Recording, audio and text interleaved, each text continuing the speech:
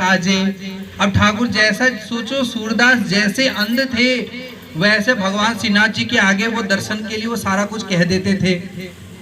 उसके बाद फिर सूरदास को पता चले कि अरे कलयुग के मानव है ना, हम जैसे गोसाई क्या कहे कि अरे ये सूरदास तो कहीं झूठ तो ना बोल रहा है, अंध की दिलासा देकर, भगवान की दर्शन देकर भगवान की वस्त्रों का वर्णन ही ना कर रहा है। फिर दूसरे दिन क्या करा ठाकुर जी ने, ओ मेरी मैया बैठ जाओ जरा।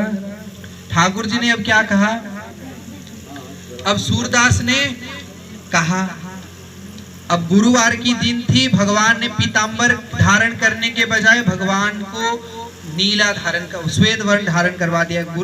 गुरुवार को क्या धारण करते ठाकुर जी, पीतांबर, लेकिन उन्होंने गोसाई जी क्या धारण करवा दिया, व्हाइट, श्वेत वर्ण की। जैसे श्वेत वर्ण का धारण करवा दिया, उसके बाद भगवान को धारण करवा दिया।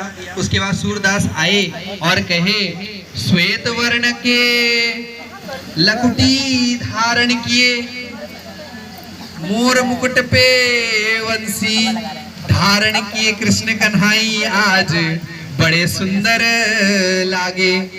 जब ठाकुर जी को तब उनके गोसाई जी बोले, आज गुरुवार को सफेद धारण कर, तब भी बता दिया, अब कल आने दो सूरदास को।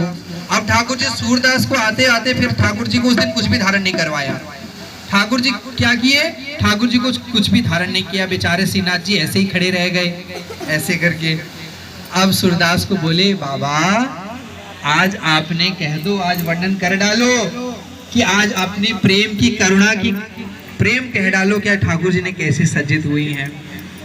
ऐसो रूप मैंने कहीं ना देखो, देखो जगत का